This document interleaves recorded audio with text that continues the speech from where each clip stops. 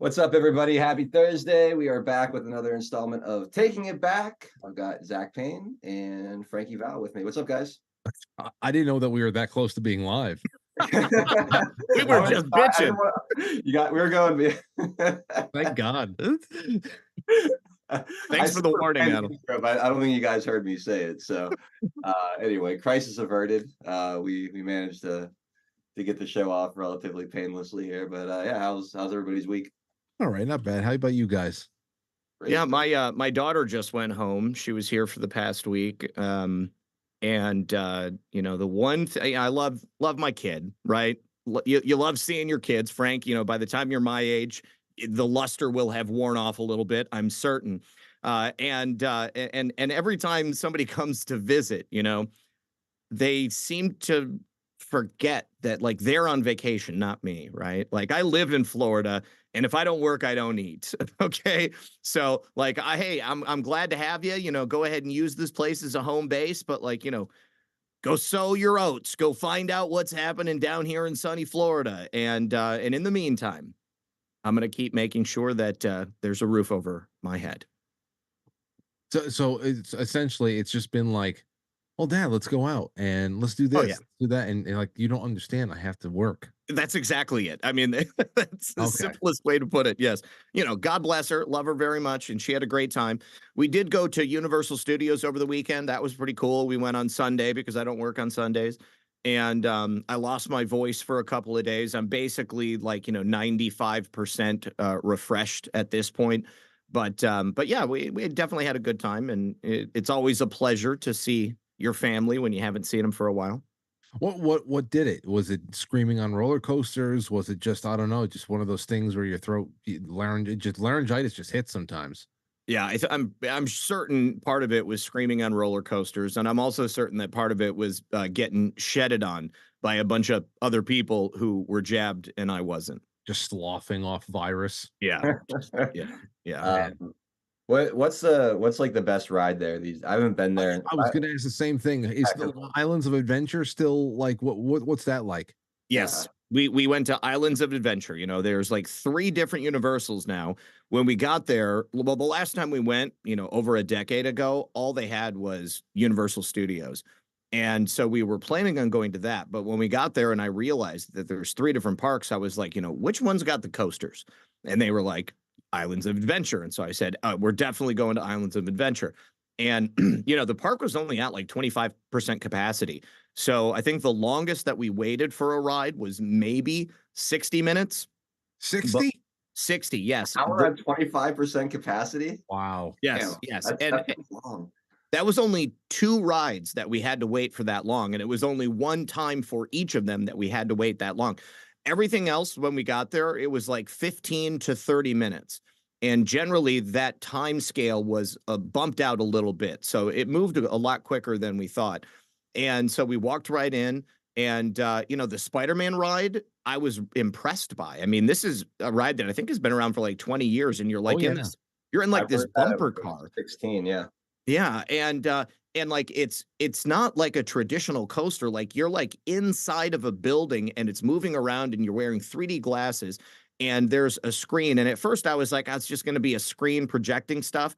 But it was like intense. Like, I mean, like you're like going up and like you have all of these sensations of like flying through the sky or you're like dropping off a building or like the hobgoblin just gets right up in your face and throws a pumpkin bomb. Electro comes down and just yes. Does he still do that?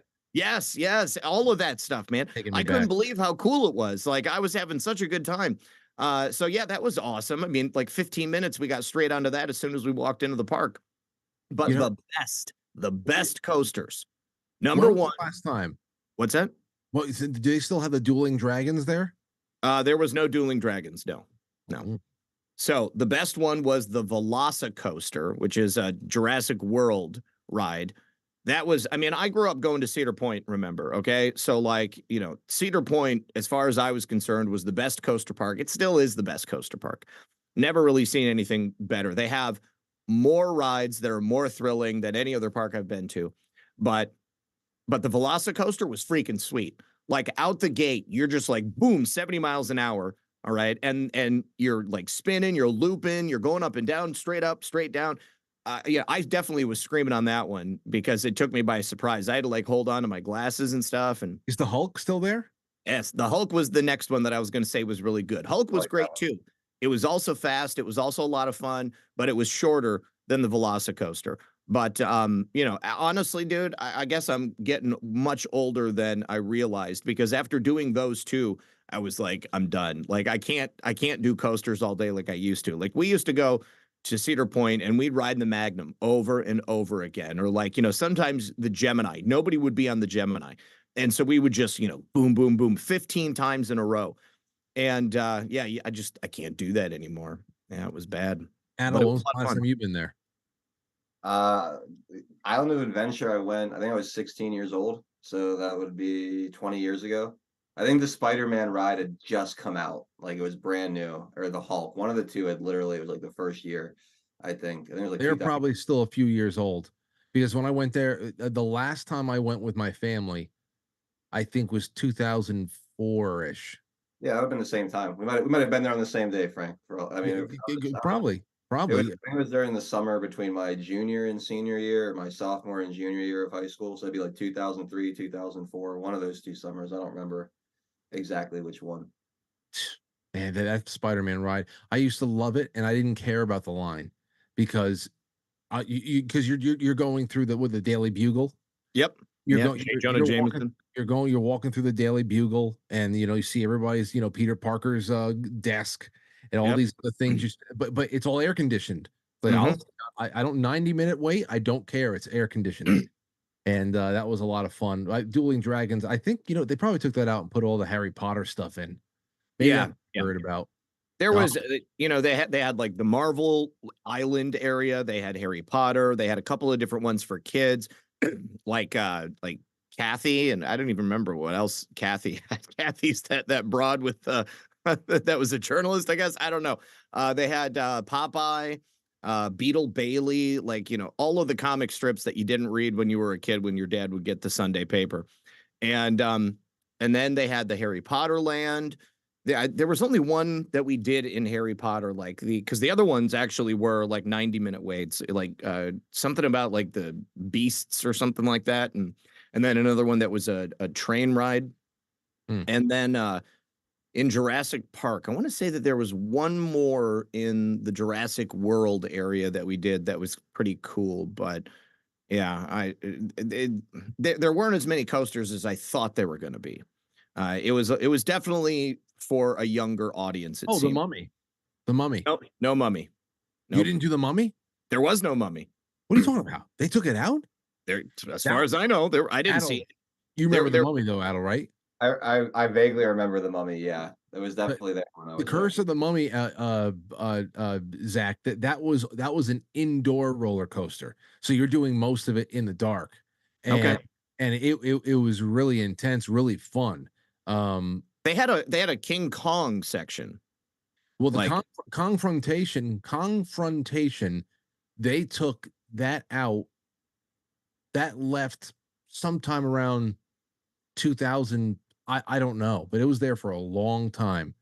I remember going on confrontation in 1993 or wow. 92, the first time we went out there. And that's when you get into a tram ride and you're Yeah, going throughout New York and you hear the radio chatter of the Kong is over here, he's over, and you get into a couple of confrontations where he's swiping at you, and it was a lot of fun. But then they took that out. I forgot what they replaced it. Oh, I think they replaced it with the Mummy. Well, this was like a Kong Skull Island thing. Like they had again screens. I'm really impressed with their usage of like screens and how they could make it feel like it was much bigger than it actually was. And you're on like this rickety old tour bus and you're going through and then like monsters are swooping in and Kong comes in and he's beating up dinosaurs and stuff, throwing them over your trolley car, and yeah, it was pretty cool. yeah. So the Mummy is at Universal, not Islands of Adventure. Right. Uh, Or the Girl for Truth is saying over on the Pilled Chat. So that might Okay, be. so it might be in there then. It Okay. probably is. Yeah, it's probably Yeah. still there. I I mean, heard if they've that. got 3 parks, they've gotta, kind of spread them out. I mean, they obviously wanted us to do all 3, and I was like, "There's no way." Like, for What's the third park? I Is don't it know. MGM? The MGM is part of Disney, right? Yeah, I'm not sure. yeah, that's Because correct. MGM is where I wonder if they still have the Indiana Jones experience over there. Mm. You see that one? Yeah, It's I've the seen whole it's the stunt show, the Indiana Jones stunt show at MGM. It's like it's not too far away from Epcot Center and all that shit. That's one thing I never did. I gotta go to Epcot Center one more time, just at least one more time as an adult, so I can have a drink in every country. It's I all the years that I went out to Universal Studios, and we were going a couple times 3 or 4 years in a row around the year 2000 to about 2004 or 5 there in Myrtle Beach a lot. And it was a big tease for us because whereas I did turn 17, 18 years old around that time. So when you go to like Pleasure Island or something, there's some clubs where you can get in, you can party but can't drink and anything like that. And it was a big tease because there I am like jumping out of my skin, all these hormones and stuff like that. And I just want to go in there and dance and have a drink and all that stuff, but you're just so close. And then we never went back as a family. So maybe it's just time that I check some. But again, of course, I'm going to have to walk down there because I'm not getting into a plane. So I'm going to have to walk to Florida soon. I'll see you soon, Zach. All right. Yeah. Well, luckily we could drive, so but, I really did wanna do that one Harry Potter one, but because it was like a 90-minute wait, the girls were like, "Nah, we've got too much other stuff to go see," but, it is what it is, and maybe someday we'll be able to go, but when I took my daughter to, Orlando when she was, much younger, I mean, this was, I don't know, like, over 15 years ago, maybe longer, we did like a couple of days stay at a Disney resort. Like I got like a ridiculously cheap price to stay in like their hotel. And then we got us tickets to Disney World one day and like Universal another day. And then there was a third park. I'm not certain what it was, but yeah, we did all of it. Good times. Mm-hmm. All right, Well, guys. the Well, water park. There was a water park too. That's right. oh yeah, I've been to the water park. All right, well, let's take care of a couple sponsors, and Okay. we'll jump back in on the other side here. First one is Love Litters. Attention, all you Badlanders with purring pals and feathered friends. Say hello to Love Litters. 100% pure kiln dried wood, free from chemicals and oh so kind to Mother Earth. No dust, no mess, and no toxin. Just a lightweight solution that's gentle on your wallet and even gentler in your home. Our biodegradable litter is crafted from wood destined for landfills, giving it a new purpose in your pet's life. Cats love it. Our astonishing formula works like magic to neutralize that notorious cat urine odor, keeping your home pine fresh and welcoming. For bird lovers, it zaps moisture from bird droppings, crumbling them away, all while being safe if pecked at or ingested. For reptiles and critters too, our mix is crafted to dilute the pine scent, ensuring those little lungs stay happy and healthy. Plus, every 30-pound bag of Love Litters will last up to 6 months, saving you money. Transform your pet care routine today. Visit badlandsmedia.tv/litter. That's badlandsmedia.tv/litter and breathe easy with a litter that loves your pets as much as you do. And then we have a message from our friends at Goldco as well. Are you concerned about the $6 trillion at stake in the upcoming 2024 election? The Wall Street Journal has reported a critical issue, the looming decision on extending tax cuts scheduled to expire after 2025. Republicans advocate for extending Trump's tax cuts, while the Democrats lean towards letting them expire and increasing taxes on top earners and corporations, potentially creating a massive $6 trillion gap. But fear not, there's a way to protect yourself from this impending threat. Fear Join the not. thousands of hardworking Americans who are taking proactive steps to safeguard their savings. Visit badlandsgold.com to claim your free 2024 gold and silver kit and fortify everything you've worked for. You may even qualify for up to 10% back in bonus silver, but hurry, supplies are limited. Don't leave your financial future to chance. Act now to diversify and shield your savings against the uncertainties ahead. Get your free 2024 gold and silver kit today at badlandsgold.com and take control of your financial destiny. So big thank you to our first two sponsors today, Love Letters and Goldco. And thank you everybody out there tuning in. Wherever you're watching, please give us a thumbs up, a red pill, a repost, share the link, all those little sharing and caring things that you could do, especially those of you guys on Badlands Media Rumble. Make sure you hit that thumbs up button. That's really important to the show. All right, I want to play something for you guys. That is just I don't know how else to describe it other than absurd, ridiculous, hilarious. This is Lawrence O'Donnell on NBC describing Stormy Daniels entering the courtroom. Have you guys heard this yet? No, that's probably gonna be great though. This is absolutely fantastic. This might hold on. Share computer sound. Here we Just look at his face. Look go. at that creature. What is that? What sci-fi film does this come from? This is Frank. You're gonna love this. This is one of the most contrived, unreal things I've ever thought I'd hear on a news broadcast, or I should say, I don't know what if you want to call MSNBC news, but anyway, here's him describing Stormy Daniels entering the courtroom to give her testimony in the hush money trial, as it's being called. Well, the excitement and anticipation in the room hit a new high at 10:32 a.m. She entered wearing all black, as if on her way to a funeral. The loose-fitting, plain black clothing draping from her shoulders to her toes suggested the modesty of a nun. What?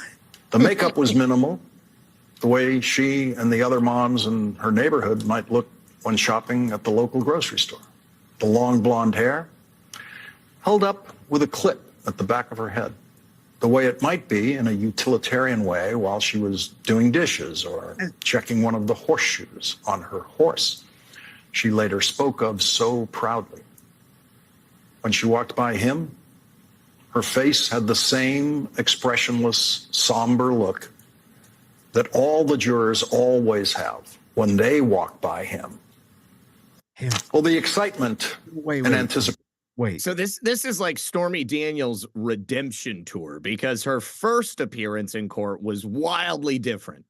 Like apparently she was hamming it up, and she had some material she had written down trying to make jokes with the jury and stuff. And Lawrence O'Donnell, I mean, I struggle to find any understanding in his characterization of her other than he really is a freaking crazy person, because that's not Stormy Daniels. I actually tried to find pictures of Stormy Daniels to put on the thumbnail yesterday, and I swear to God, there wasn't a single one where she wasn't like that.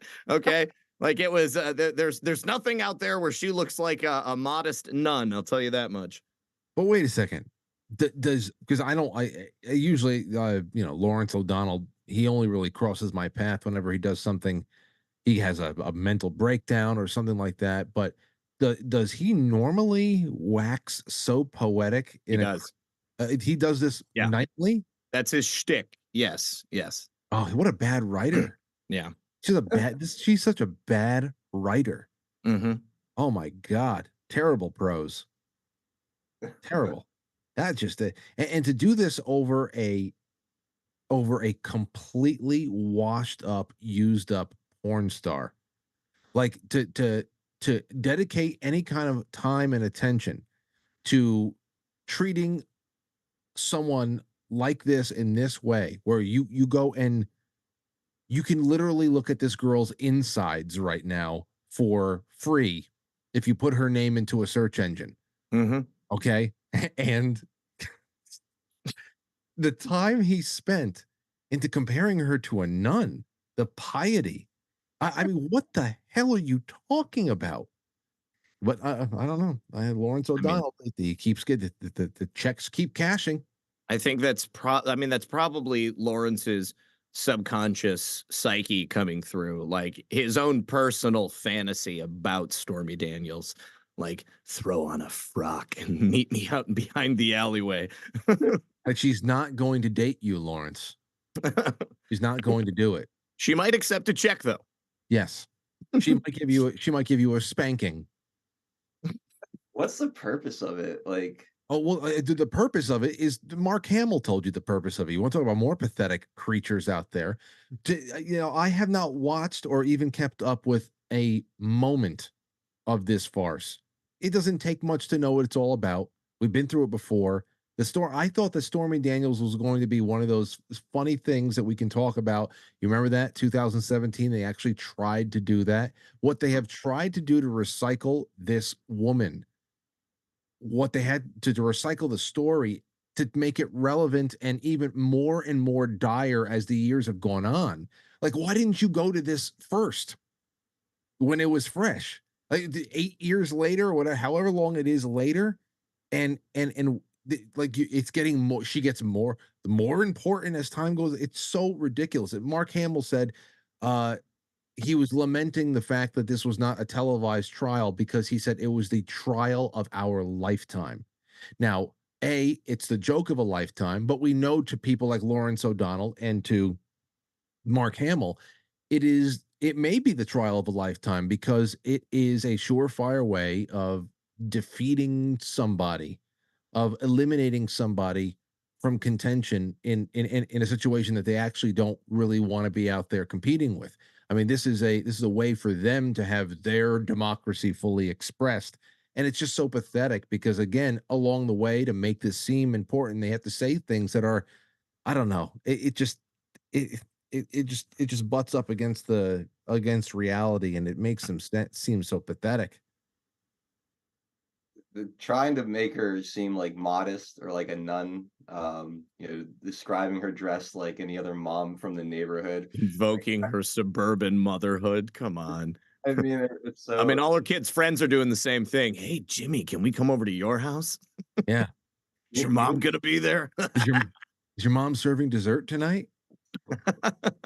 Yeah, I want. Do you think that Stormy Daniels can cook anything? Eggs. maybe egg. I bet you any money she serves hard, uh, scrambled eggs though. Like pebbly, overdone, dried Sure. out scrambled eggs. Like I bet you even the scrambled eggs are not good. Yeah, I wouldn't doubt it.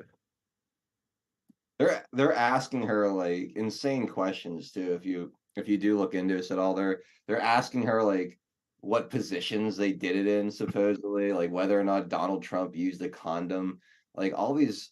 I mean, it's supposed to be a case about like documentation and campaign finance, and they're asking her these ridiculous questions. It's public torture. Yeah, it's an All of it. attempted humiliation ritual on a public square.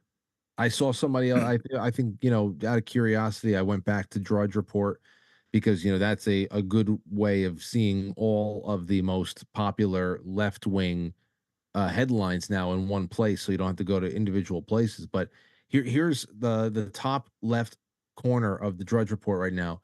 Defiant Stormy Daniels spars with lawyer, riveting jurors. So she's defiant. She's a heroic character. She doesn't care about the lawyers, but the jurors are captivated by her. Ex-aide cries on stand, says Melania was in charge. And they're grueling, headline grueling. It may be getting to Trump. Isn't that what the whole damn thing is? Can we get to him? Can we destroy him? Can we embarrass him? What can we do? It's there's hell is too good for these people. Hell's too good, especially for the people covering it. Obviously, inside the courtroom and everything, all the people who made court even possible need to go to a place worse than hell. But the media, oh my God, what detestable creatures. Yeah, it's the same playbook over and over. I mean, this is if you again, if you look at like some of the things she's testifying to, how her story has changed over time, what she can and can't remember conveniently, depending on who and when they're asking. And it's the exact same thing we saw with Brett Kavanaugh and what's her name, the Blasey Ford. Pristine. Yeah, I mean, it's the same playbook. It's like these vague allegations, not even really related to anything in reality, and then the story keeps changing. There's no consistency or evidence of wrongdoing, but they just take these little pieces and they write headlines like Frank just read to us to create like this media narrative, this nonsense that essentially just try to character assassinate a man, right? I mean, that's really all this is about, is a character assassination. There's no real hope that any of this is going to hold up appeals, or incarcerate Donald Trump or prevent him from running in 2024. So all of this is essentially a giant campaign tool of the Biden administration, Mm-hmm. a giant negative campaign ad being run through the court system every day and through their friends in the media. It's a mainstream media DNC circle jerk. Like, it's for them because none of us care about it. Nobody who supports Donald Trump is looking at Stormy Daniels as a serious person. Nobody is hearing Lawrence O'Donnell waxing poetic about her dress and her, her shoeing horses or looking like a nun and thinking that he is serious either. I mean, it's the same tired old stuff. We're all just kind of waiting for it to get to the end. I am not going to be surprised if they find him guilty because I'm certain that they stacked that jury. I think there is a possibility that they'll be deadlocked or they won't be able to come to an agreement. But even if he is, I mean, it's just going to go straight to the appeals court. And I think that every single one of these cases is going to fall up under the intense scrutiny that will inevitably come to them after they make their way through this initial phase. There's so much here. People everybody keeps asking, is there a crime here? Obviously, if you are of the TDS crowd, you don't care what happens. You're lining up. This is the sands of the Coliseum. You paid admission. You want to see somebody ripped apart by lions. That's it. You don't care how the hell it happens. If the lions don't do the trick, then somebody just come out there and shoot the guy. I want to see someone get killed. So if you're on that side of the aisle, you don't care what's going on here. But most people I see are asking the question, what exactly is the case about? Is it about bribery or is it about sex? Because sex. I mean, what the hell? What are we talking about here? Is it a sexual assault? No, it was a relationship. It was a relationship that had an NDA attached to it. A lot of people do it. Nobody voted for him because he's a saint, and that's it. This is old fucking news. I saw one transcript. Here's one of it. What is this? Trump D's? I guess that means Trump defense. Yeah, In your book, did you say you made him, Donald Trump, your bitch? Stormy Daniels says yes. Made him your bitch in your sexual encounter? Yes, says Stormy Daniel. But now you claim that even though you made him your bitch, now you are saying that the room was spinning, that you passed out on the bed after sex. These are the kind of transcript bits that are coming out of the courtroom right now. And this is, it is such a, oh my God. I don't know. People should go on trial just for this trial being on. Absolutely. Like everything else, but what the hell? Do you think that this judge will have so he's threatened jail time against Donald Trump for violating the gag order? He's fined him, I think, $1,000 in each instance, which is obviously chump change for a guy like Trump. The last time he did it, he said, jail, incarceration's on the table. I don't want to do it. It would be a terrible day if I had to do it, but I will throw you in jail, sir, if you continue to speak out against the rigged nature of this entire situation. Do you think that this guy actually has the stones to incarcerate Donald Trump on like a procedural thing, like a contempt of court violation? I think he might have enough hubris to go ahead and go through with it, but I also think that he's intelligent enough to understand that there's a reason why Donald Trump is daring him to do it. Okay, I mean, like, there is nothing they want more than to see President Trump behind bars. All right. Even if that means that momentary adrenaline rush, that flushing of chemicals into their brain, seeing the very thing that they've been trying to manifest for the last several years, if it comes true. But it's going to end up spectacularly bad for them because President Trump is going to harness that and it will become a tremendous campaign tool. And that's why he's like, try me, bitch, put me in jail, see what happens. He knows what's going to happen. I think these people know. I think that's why Alvin Bragg backed off on threatening it. They want to look like they're tough guys. And so they're threatening President Trump with it. But he's just continued to say, hey, try me, bro. Like, let's see what happens. And if they do it, it's not going to be good for them. So I invite them. Go for it. I think they're going to take your invitation up. Mm-hmm. I think they're going to do it. Go for it. Hey, listen, we despite everything, they got their mugshot. They got all the indictment. I mean, just the fact that the indictments were actually just delivered, that was everything. So why wouldn't they go? Look, he's got to spend a couple of days in jail.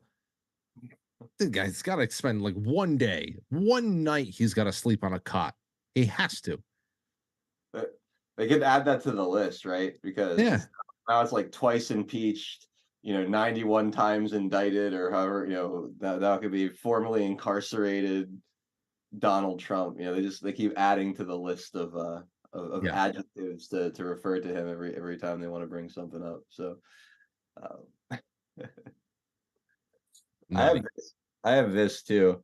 I'm sure you guys have seen, Michael Rapaport around over the past few years, his loudmouth little videos. Um, he's pissed at Biden over him restricting weapon deliveries to Israel. So this is kind of funny, and I bring it up for two reasons. One, just to point out how this whole Israel issue is dividing the left, but two, um, it might be the one thing I've ever appreciated the Biden administration doing is not sending weapons to foreign countries for war. But anyway, I thought this was kind of funny. Smoking Joe Biden. Cadaver Joe Biden. You know who I am. You know my work. I'm the one who came up with, I'm the one who invented stain Donald Trump. Pig Donald Trump. That's me. That's my work. I didn't ask for a thank you. I didn't ask for an invite to the White House, and everybody and anybody shows up at the White House these days. I did it for the love. I did it for the love because I couldn't stand that. And you dumb old you have the you bat old you. You're not sending weapons to Israel during a war while American hostages and hostages from 22 countries are still in that. You're not sending weapons now, you dumb. Let me tell you something. I never, ever, ever thought I would say this, okay? But I could promise you this right now. Smoking Joe Biden, Cadaver Joe Biden, me, Michael Rapaport, I'm not voting for you. You're not getting my vote. And plenty of us also ain't voting for you, you. I said it once, and I'll say it again. This is why voting for stain Donald Trump, pig Donald Trump, is on the table. Do it, Mike. I mean, I love this because Joe Biden, he's trying to ride this line of not pissing off the Muslims and also not pissing off the Jews, but he's doing a spectacularly bad job at both. All right. Like, he is losing every single base that the Democrats have depended on since time immemorial. And all of them are like, you know what? I'm definitely voting for Donald Trump. I mean, we had the Abraham Accords. At least my Palestinian brothers and sisters weren't getting blown up. At least my Jewish brothers and sisters weren't getting bombed at bus stops. I mean, like, it just goes both ways. Let's just stop killing people. But, Joe Biden, he can't help that. He's got to continue to fund everybody under the table so that he can get that grift, keep bringing that money back into his numbered Swiss account. But publicly, yeah, he's got to stand back on everything because he doesn't want to run the risk. Nuts. Yeah, it's nuts. Listen, if there is but even that, give weapons to Israel. We have American hostages over there.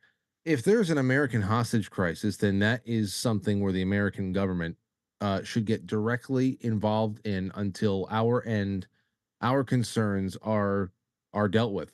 You have people there, you get those people out. Wherever the hell they're being held hostage, then we should, I think it's totally appropriate for us to go and represent their interests and try to get them out. But again, it always comes down to give the weapons to Israel so they can continue fighting the war. Well, how the hell is that help hostages get out? I don't understand. But then, like, he's Michael Rapaport is as articulate as any of them are, And I don't know. It's just like, yeah, yeah. Unfortunately, Michael Rapaport's vote doesn't really mean much in the grand scheme of getting Joe Biden installed the first time. You know, if he and even a few million other people say, no, thank you, I'm either not voting or I'm voting for Trump or anything else like that, they can just, I don't know, make up the difference somehow.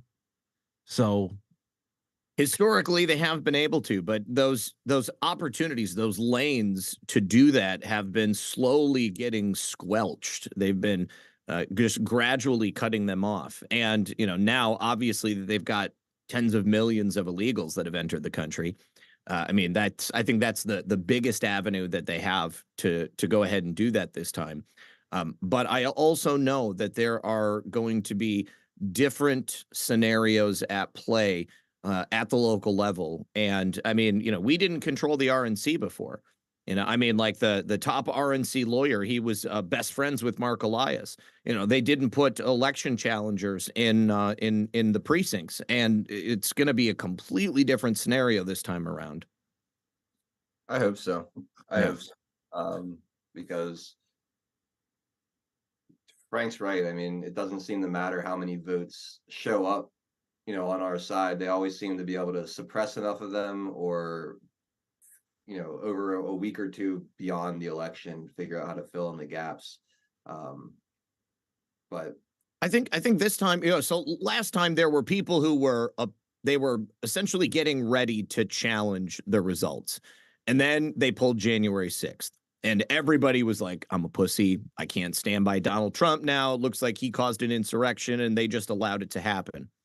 So now here we are 4 years later, and you've got all these people who are like, this is so insane. Like, I never thought that it would be what we're living through right now. And so I think that they would absolutely be willing to stand by Donald Trump, and even more so stand by the American people, and to challenge any results that appear to be illegitimate, because I am certain they're going to do it. Right. But I mean, if we just tally up the unaffiliated voters, those people you mentioned, Frank, that are just not going to vote for Biden, they're going to vote for anybody but Biden. Just those votes alone are greater than Joe Biden's margin of victory in any of these states. And Donald Trump is leading in every single swing state where Joe Biden stole it last time. Like, and he's leading by a wide margin. He's leading Joe Biden in Minnesota. Minnesota hasn't elected a Republican or hasn't voted Republicans in 1972.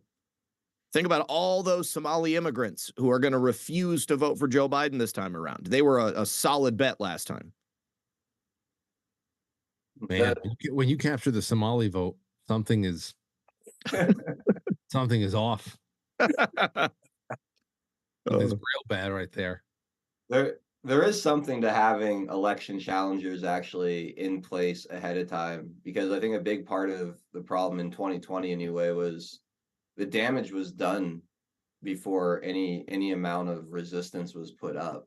Like I think back to Pennsylvania, they allowed, you know, about 300 some thousand ballots in overnight on election night, like after we all went to bed.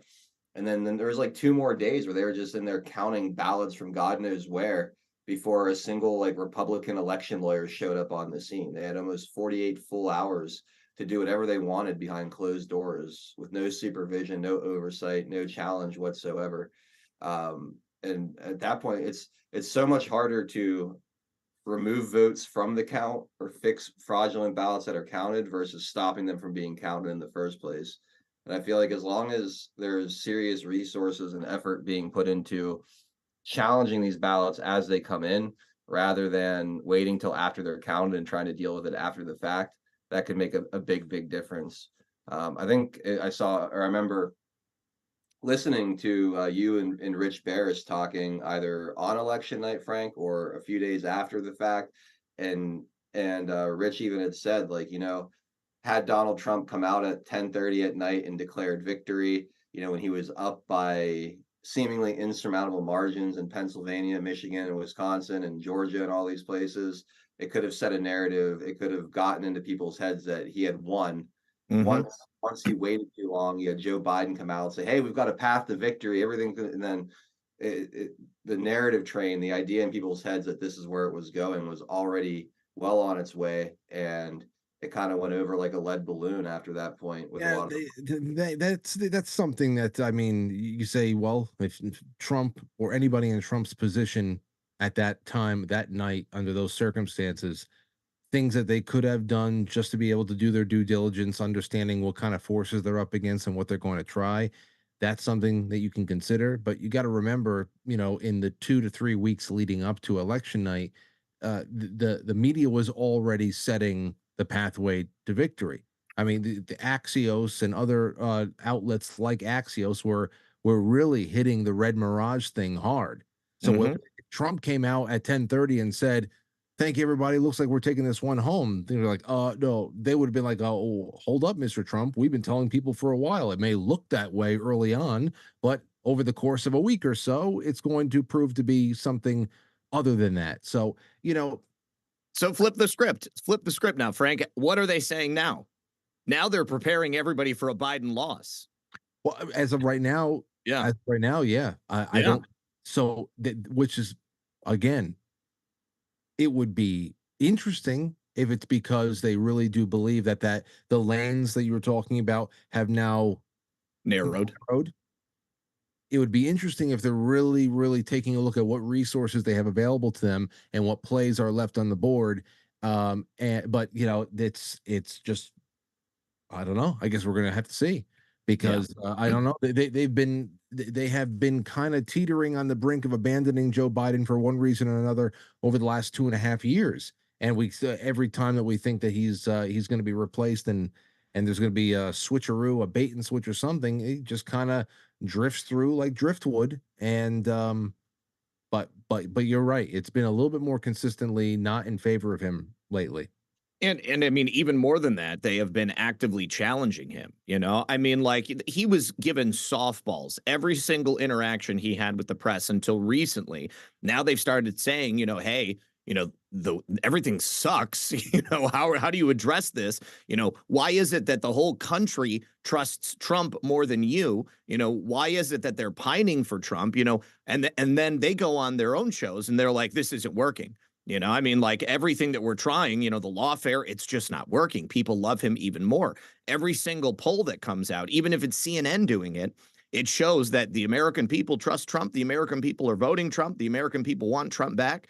And it's like they're just incredulous at the idea. Like they don't understand it. But then at the same time, they're like, well, these people have a point. I think you're right. Nobody knows until we get there. But I feel really good about this. I think undoubtedly there will be some major, major attempts at fraud on election night. But I do not think that Donald Trump is going to, walk off into the sunset. And I think that there is going to be a massive number of people who stand there with him and say, absolutely not. There's no way that you're going to do this to us again. You think that the cheating this time will come more on the down ballot? Maybe they can't fake Joe Biden's popularity the way that they did in 2020, but they'll try to figure out a way to cheat on the more on the down ballot part of the vote. I, th- Handcuff them with a Democrat Congress. You think they'll be able to sell that to the American people? Yeah, he won. Donald Trump won massively against Joe Biden, yet people voted for Donald Trump, then Democrats down the ticket. Because I mean, anything's possible, but I think that cheating in that many races becomes a much more difficult thing logistically. And one of the reasons that they tend to cheat on the presidential ballots and maybe on a couple of key down ballot races is because they only have so many resources, and if they really need to make sure that their guy gets in, focusing on the office of the presidency is a much simpler scenario. But now, we don't have a pandemic. We don't have mass mail-in ballots. We've had people cleaning up the voter rolls all around the country. We've had select efforts at election integrity in some really key places. And also, I think that almost universally, people in elected positions understand now, or at least are willing to admit that what happened back in 2020 was a massive theft. and that you simply can't sell it to the American people at this point that Joe Biden has any chance in hell of becoming, you know, a legitimate winner again. Like, there's no way. And so if they put all that effort into the down ballots, I mean, I still think that the factors that will be in place to ensure that Donald Trump doesn't get cheated are going to be there for the down ballots as well, because you're going to have people who are actually checking. You're going to have the election monitors in there. You're going to have lawyers from the RNC all around the country. And those people are going to be ready to challenge things. You know, this may be another sort of Gore versus Bush type scenario where it ends up in the courts and it becomes very contentious.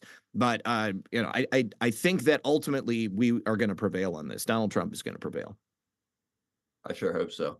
All right, let me take care of our final two sponsors, and then I want to finish up with something interesting I heard from Donald Trump last night while I was kind of when I was talking to him on the phone.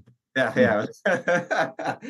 Yeah, he came out in favor of crypto, or very supportive of cryptocurrency, which I thought was kind of interesting. So I want to get into that. But first, a message from Mike Lindell in MyPillow. I'm excited to announce we're having a huge MyPillow spring sale. And here's a few examples.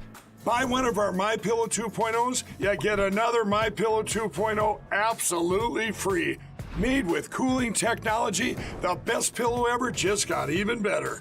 And this just in, 9 brand new colors and styles of our Percale bed sheets. They're made with the finest long staple cotton, and now you can save 50% or more. That's as low as $24.98. And for the first time this year, I'm bringing you our My Slippers and Sandals for as low as $25 a pair.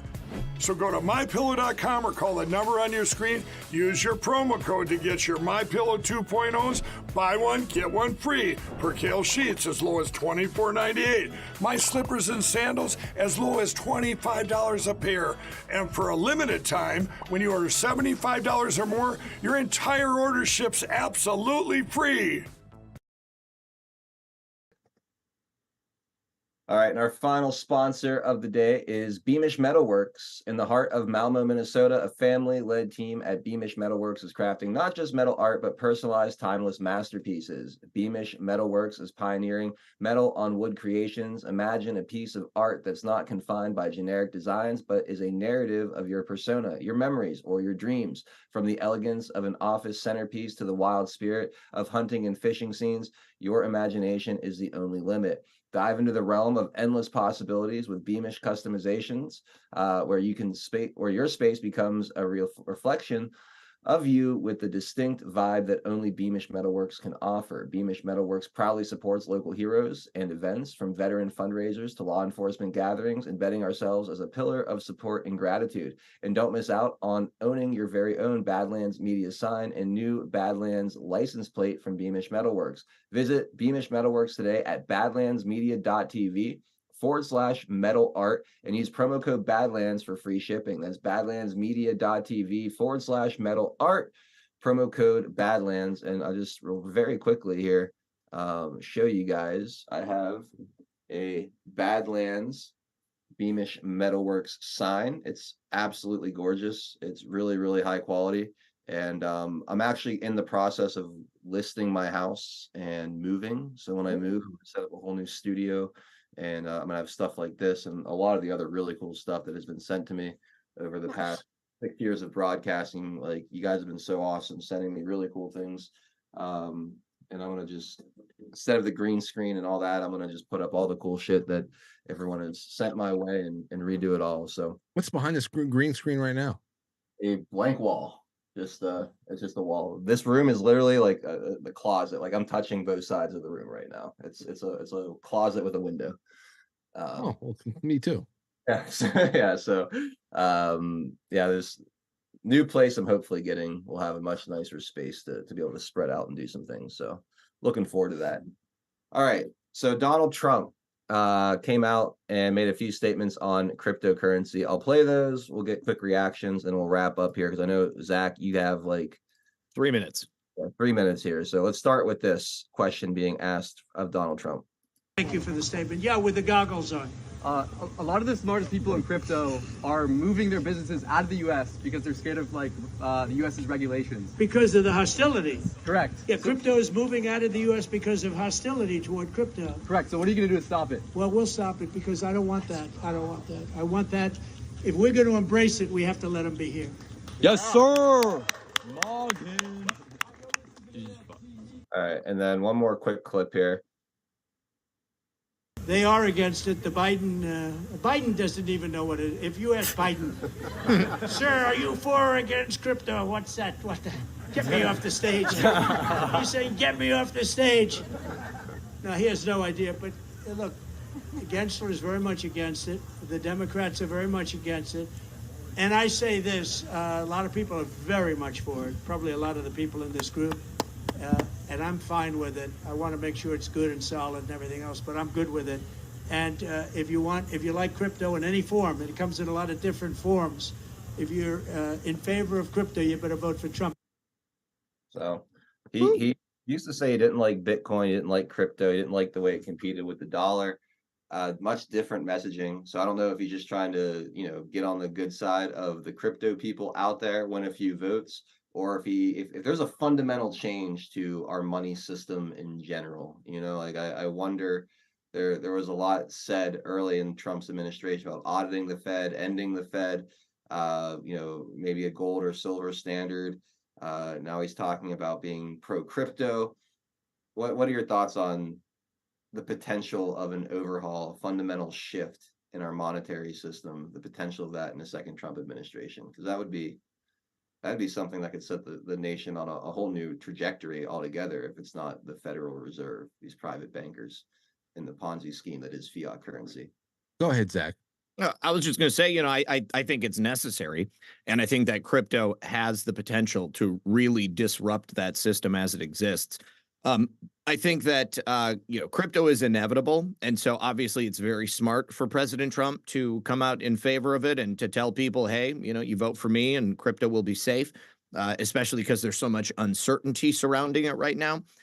But in terms of fundamentally changing the monetary system, I wouldn't expect him to say that at this time, just because it's one of those things that they could very easily, want to stop him for. I mean, everything else that he's doing, people know what Trump's policies are. They know where he's going with these things, and he doesn't need to state them explicitly to get that idea across. I mean, we've got years of understanding what Trump is about and where he would need to go. And in a second administration, it would be a much, much hard line type of administration with real fundamental policy changes that would change the landscape of America.